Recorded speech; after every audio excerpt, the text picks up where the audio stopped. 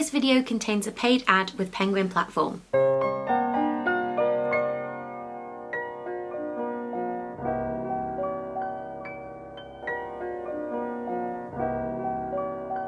Hi, how are you? I hope you're all very, very well. What's to say? I like books, but specifically theatre books. Nothing makes me quite as happy as a theatre-related novel. You know, I love a little bit of fiction. So today I am going to share some of my favourite books with you that are all theatre-related. Some I literally read like 10 years ago, and they're some of my favourite books of all time, some just in the last couple of years. I will leave a link to all of the books down below as well if you want to get a copy or whatever. For those of you who don't know me, by the way, my name is Amy. I make a lot of theatre content here on YouTube, so I talk a lot about musicals and Broadway and Glee, anything musical theatre related really. So if you are interested in that kind of stuff, then please do subscribe. It would mean a lot to me. And I'm also on Instagram and Twitter as well. So the first book I wanted to talk about is Dear Evan Hansen, the novel. So it's written by Val Emmich with Stephen Levinson, Benj Pasek and Justin Paul. It's based on the musical, so the Broadway musical of the same name. And the musical, I think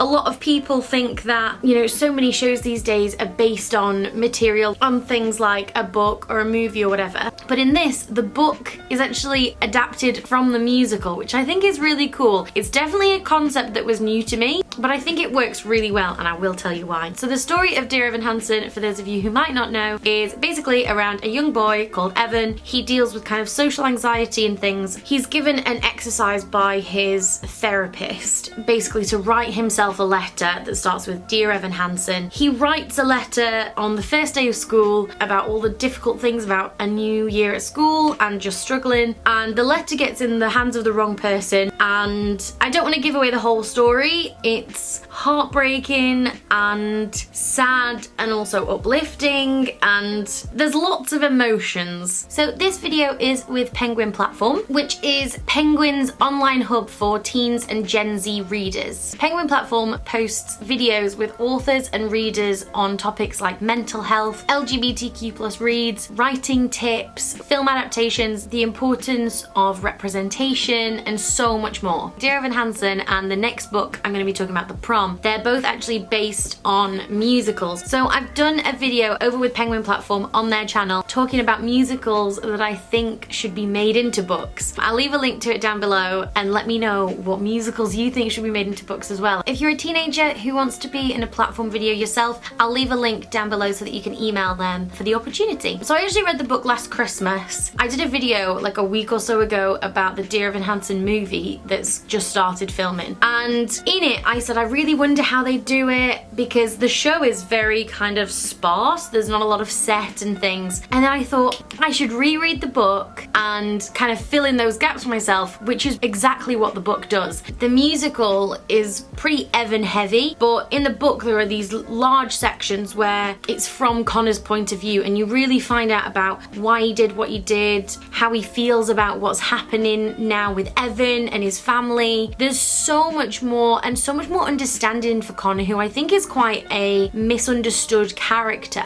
and I love having so much more information there. And honestly, the last probably 100 pages, they just flew by, and I like looked up at one point and I was just like sobbing, and I you know when you're so into something and you don't even realize that you're crying? That's the sign of a good book, my friends. I like the way that the songs and musical numbers are kind of blended into the book as well. Zoe, who is Connor's sister, she kind of writes her own songs, and she's like going to perform them at an open mic, so they kind of work well, but it's not like the whole song written out, it's just a tiny section. So Only Us and Requiem are both written in there, but sections like So Big So Small is kind of condensed into this smaller section and then expanded on to create kind of a bigger conversation. I don't think I explained that very well, but honestly, it's great. I think it's so great because people who might not get to see the show, or as I say, just want to kind of have an idea of what the movie's going to be like, I would definitely suggest the book. It really, really dives deep into the minds of all the characters. I think anybody would love it. I think even if you don't like Dear Evan Hansen, you'd enjoy the book because it's just it's just a good book. So next I wanted to talk about The Prom. It's written by Sandra Mitchell with Bob Martin, Matthew Sklar, and Chad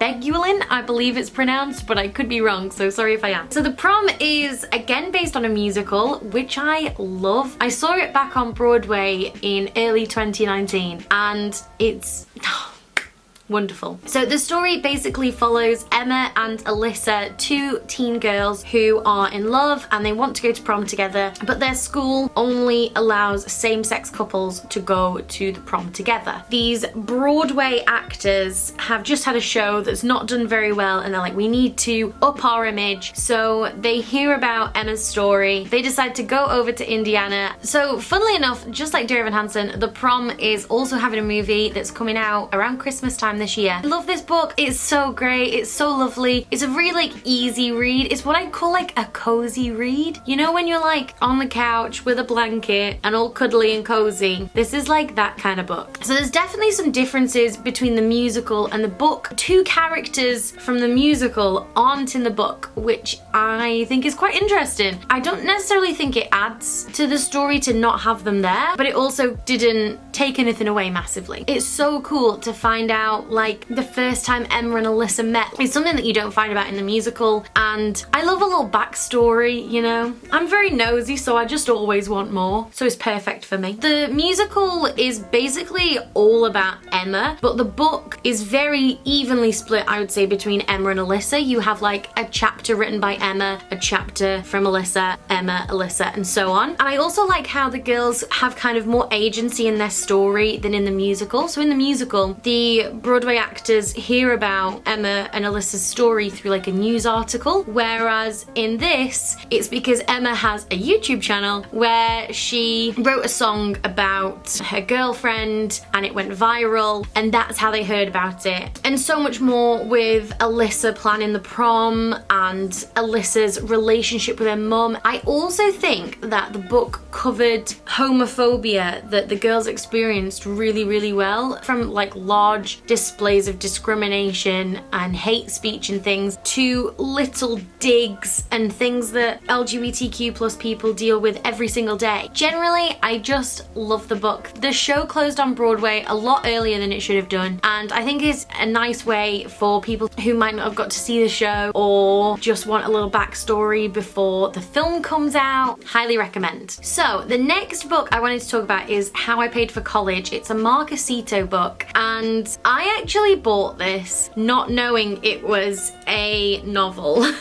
I was like a teenager in high school at the time, and I knew one day I would want to go to drama school, and I saw this thing and it was like How I Paid for College, a tale of sex, theft, friendship and musical theatre. And I was like, wow, I could maybe get some tips on how to pay for drama school. When I got it home and read it, I was like, oh, this is a novel. But I love this book. As I say, I read it back when I was a teenager. I've lent it out so many times that I now don't know where my physical copy is, and I just have to read it on my iPad. So that's why it is not in my little pile of books here. It follows a young guy called Edward who lives in New Jersey, and he next year is going to go to Juilliard, and his dad has said that he's no longer going to pay for his tuition. So it's all about his kind of final year of high school and how he embezzles and steals his way to getting his college fund. This book is so funny. I've loved it for years. The thing is that there's lots of stereotypes in the book, but every single character who is a stereotype kind of flips on its head and surprises you in some way. And it's also just very fun. It's witty. I'd say it's a little bit of a slow starter, and the character starts off a little bit misogynistic, which we don't love. I think he really grows into his character. He discovers things about his sexuality and things. I think it's a great like older young adult book. Does that make sense? Because there's a lot of sex in it and not all of it is necessarily positive encounters, so I would just be aware of that. But generally, it's a great book. Honestly, I love it so much. As I say, I've lent it out to so many people. I like to reread books as well, especially my favorite, so I've read it like 10 times and I would highly recommend it. He's also got a follow-up called Attack of the Theatre People, which I couldn't really get into, but maybe I'll give it another try actually. So the next book I wanted to talk about is an autobiography by Anthony Rapp, who is the original Mark in Rent. I believe he's in Star Trek? Did I imagine that? I feel like he's in a really big series or something.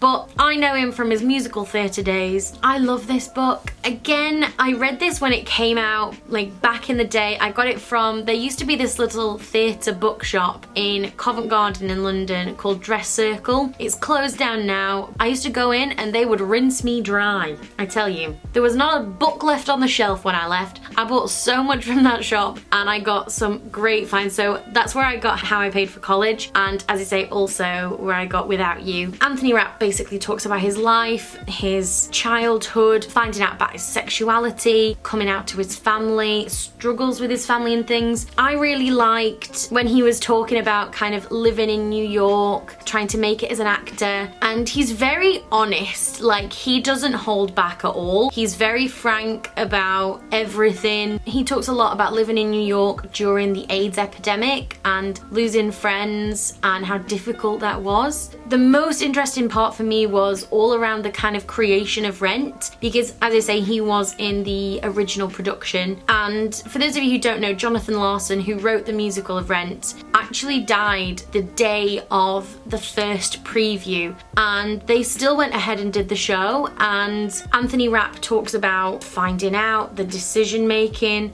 how the cast felt, how the audiences felt, and it's so interesting. If you do like a bit of theatre history and things, then I would highly recommend it. I also just love things set in New York City, and he talks a lot about the New York vibes, and I don't know, it's just a great book. And my final book is another autobiography by Anna Kendrick. You might not class it as a musical theatre book because she does talk a lot about film work that has nothing to do with theatre, but she actually grew up on Broadway. She was a Broadway actor when she was like 12, I think, and she talks a lot about auditioning, going on the train with her brother to go and audition for shows, the relationships of being a child with adults on Broadway and working with adults, and the professionalism and all the things she learned, and it's super duper interesting. She also talks about a movie called Camp. It's one of my like real guilty pleasures. It is strange. It's basically set at a musical theatre camp and it's all the crazy characters. Honestly, it's a real trip. But that was the first thing I ever saw Anna Kendrick in. She talks a lot about making that film and it's so cool. Yeah, I'd suggest the film and also the book. And also Anna Kendrick is just very funny. She's very witty. She's got a very kind of dry, self-deprecating sense of humor, which I relate to massively. So those are just some of my favorite books. I would love to know what yours are as well. If you've got any musical theatre books, please do leave them down below so that I can check them out as well, because I'm always looking for more theatre books. As I say, I've linked all of the books that I've mentioned down below and also a link to the video that I did with Penguin Platform. I hope you're all keeping well, looking after yourselves, and I will see you soon. Love you lots. Bye!